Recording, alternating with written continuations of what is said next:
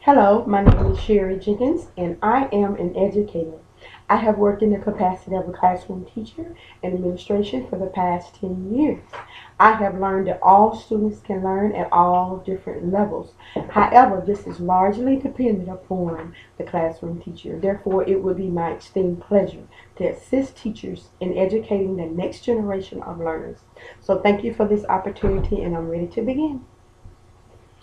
Good morning. My name is Sherry Jenkins, and I'd like to welcome you all. This training is designed for classroom teachers and instructional specialists, although building leaders may also benefit from this deeper look at the critical role of text in the Common Core state standards. As we spend this day together, we will look at key aspects of the new standards for English, language arts, and literacy in history, social studies, science, and technical subjects. Examine the language of the standards, model research-based strategies to engage students with text, and share ideas that we may can take back to the classroom.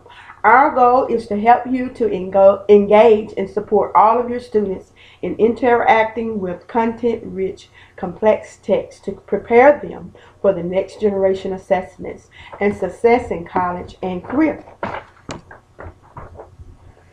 Now we're starting with the text. One of the big shifts in the instruction of the Common Core is focusing students on content-rich, complex text and building deep understanding by asking questions and developing tasks that require close reading and textual evidence. Now, I would like to assess your understanding of the Common Core standards. If you are brand new, beginner, hold up one finger. And if you're just getting started, please hold up two fingers. And if you're a rising star, three fingers. And if you see yourself as a whiz kid, please hold up four fingers. Awesome. Thanks so much. Let's define the Common Core standards. Core state standards are state-led criteria for literacy and mathematics.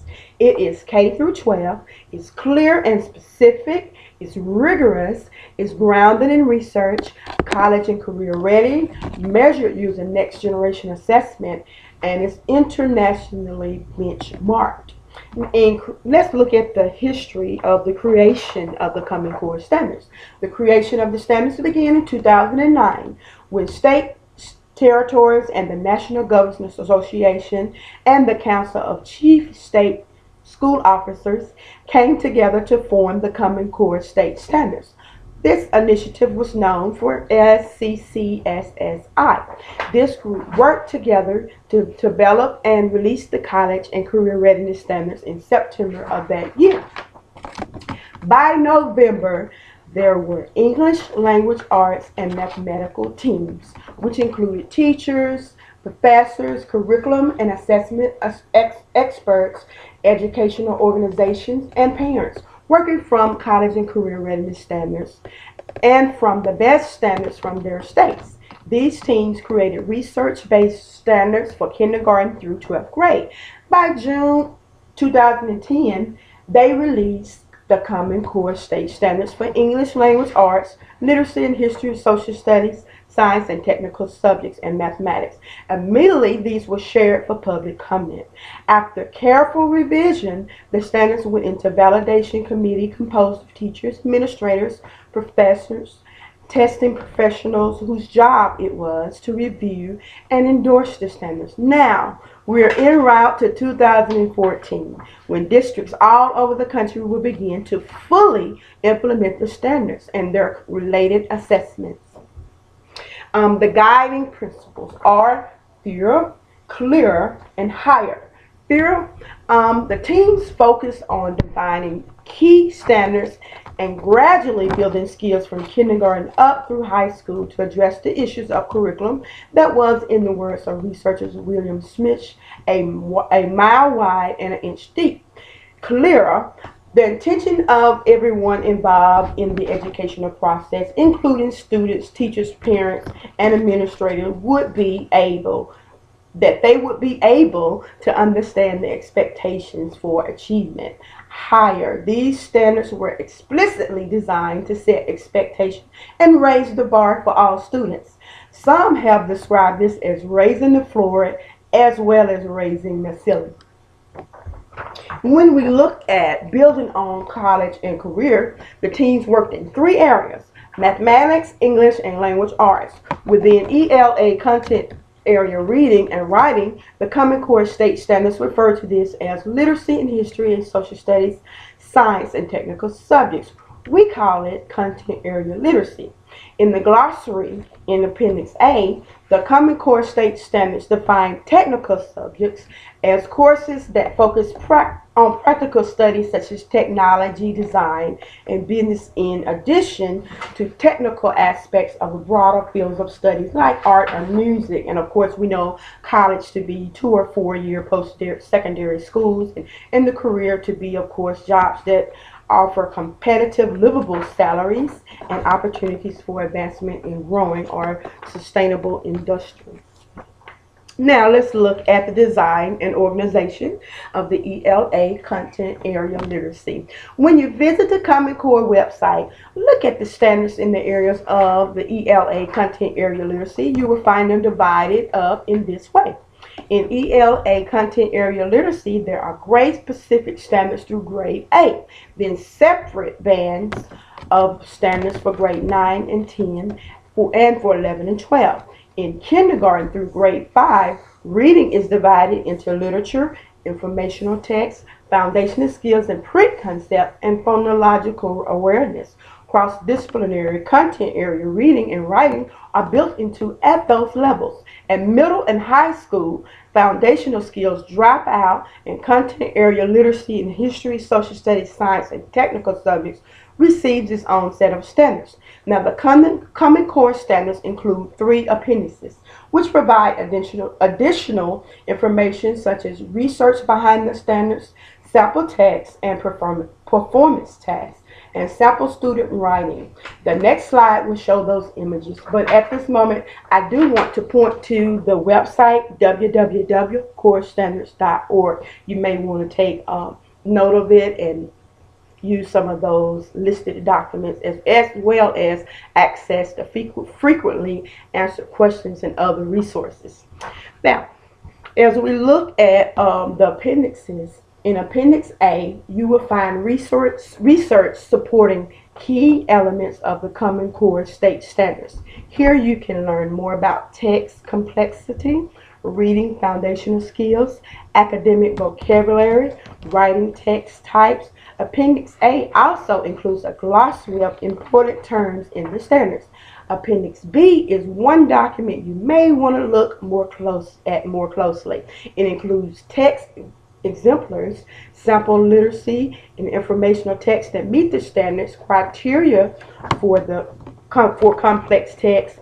Here you will also find sample performance tasks for grade and kindergarten through grade 12. From grade kindergarten through 12th grade. Appendix C is another useful document. It provides clear exemplars of student arguments, informative, explanatory, and narrative writing. Here you'll find writing exemplars for each grade level, including annotations that explains how the pieces meet the standards expectation for a particular writing text type. Design and organization of English language art. Here is a visual representation of the design of the ELA content area literacy standards. In the elementary grades, the English language arts standards are subdivided into 4 main strands. That's reading, writing, speaking and listening, and language. The reading strand consists of standards for informational text, literacy text, foundational skills, including print concepts, phonics, and fluency. The graphic representation of the EL standards you can see here divides it all in that way. At the upper grades, there are specific ELA standards for reading, writing, speaking, and listening, and language. Additionally, there are separate content area standards for reading and writing. Foundational skills drop out in 6 to 12 in both ELA and content area literacy. Now, understanding the ELA framework, there are 4 strands, if you take notice, within the English language arts standards. There's reading, writing, speaking and listening, and language. Each strand is organized around a set of college and career readiness anchored standards that are grouped into 2, 3, or 4 categories depending on the strand. The integrated model of literacy, the standards for English language arts, also include additional standards for literacy in history, social studies, and science, technical subjects for grades 6 through 12. This highlighting another central idea in the Common Core state standards that all educators in a school have a shared responsibilities for student literacy and development. Now, when looking at media and technology blended throughout, the standards also place a strong emphasis on media and technology, but do not call them out separately. Instead, media and technology is integrated into strands, for example, through use of digital text and online research. What's not in the standards? The standards are simply an agreed upon set of expectations. They take what is best and most rigorous from state standards and apply it to all students.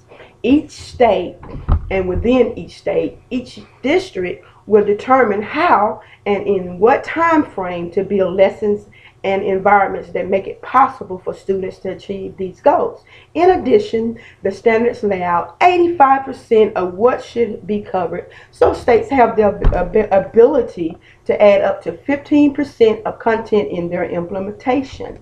The Common Core state standards clearly support the idea that teachers know their students best. The standards do not provide explicit support regarding how to help struggling readers and English language learners to meet the established criteria. Thus, that will move us into the next generation assessment, which I mentioned earlier. They are to align with the Common Core state standards. It is critical that we connect our instruction to assessment and use the data from formative assessments to inform our teachers throughout the year. So what are the next generation assessments? 2 consortia of states, PARCC and Smarter Balance, have banded together to develop assessment based on the Common Core state standards. Although they work independently, the consortia have similar plans. Each consortium plans to provide an end of the year summative test in math and ELA. In addition, there will be optional formative tests to inform instruction during the school year. Instead of being mainly multiple choice or selected response, the test will involve a variety of questions types, including constructed responses and technology-enhanced performance tasks, which may require sustained reading or outside research. The test will be designed to be taken on a computer for students in grades 3 through 8 in high school English literacy and math. PARCC plans to have optional K through 12 formative performance tasks. The new test, as I have said, will phase in during the school year beginning in 2014. 2 very important websites that you may want to remember is www.parcconline.org and www.smarterbalance.org. Lastly, we are in this together. Scholastics has the expertise and leadership in serving all students from the youngest grades up through high school and beyond, as well as working with instructional and organizational leaders to implement this very important change. Thank you so much for your time. This concludes this session. Looking forward to talking with you again. Thank you.